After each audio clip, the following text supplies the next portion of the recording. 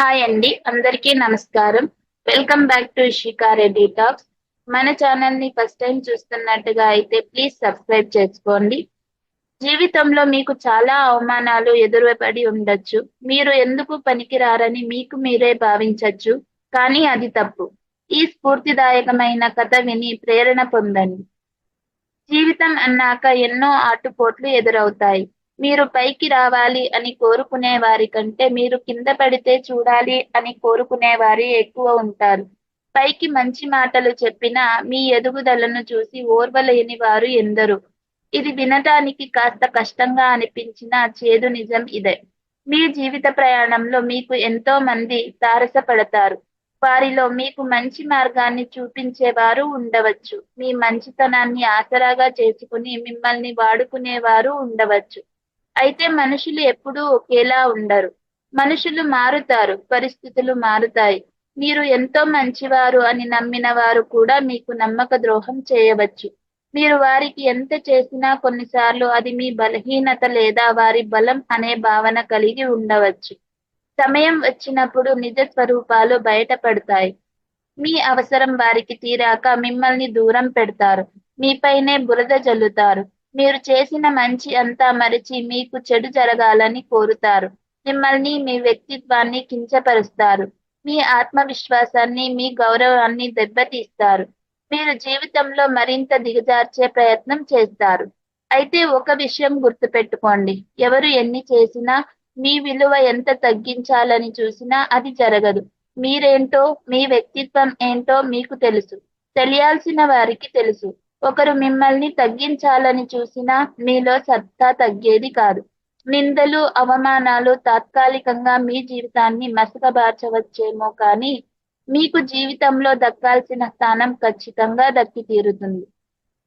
ఇక్కడ ఒక చిన్న కథ చెప్పుకుందాం. ఒకసారి ఒక పెద్ద హాల్లో చాలా మంది కూర్చున్నారు.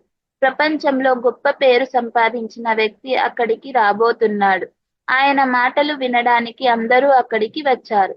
10 నిమిషాల తర్వాత ఆ వ్యక్తి వేదికపైకి వచ్చి, మీరు నన్ను సరిగ్గా విని అర్థం చేసుకుంటే మీ జీవితం పూర్తిగా మారిపోతుంది అని చెప్తాడు.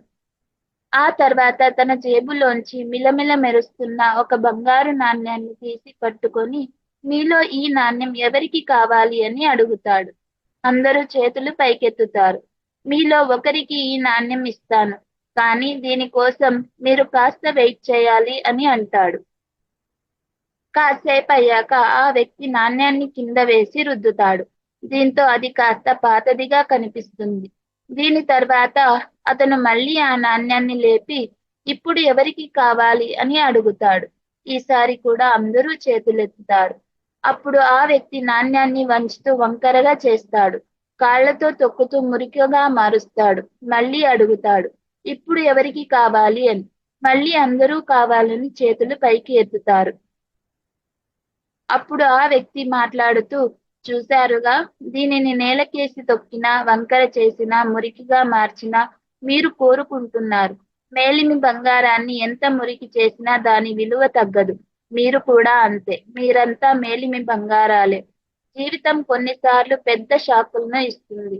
మీరు పరీక్షలో విఫలమవుతారు, లేదా ఉద్యోగ ఇంటర్వ్యూల్లో విఫలమవుతారు, వ్యాపారాల్లో నష్టపోతారు, ప్రేమలో విఫలమవుతారు, పెళ్లి జరగదు, జరిగినా పెళ్లి చెడిపోవచ్చు.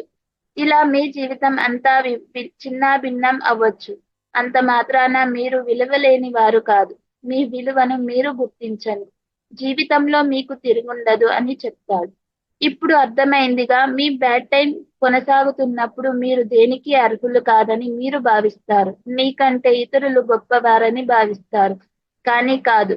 మీదైన సమయం వస్తుంది. అప్పుడు మీ విలువేంటో అందరికీ తెలుస్తుంది.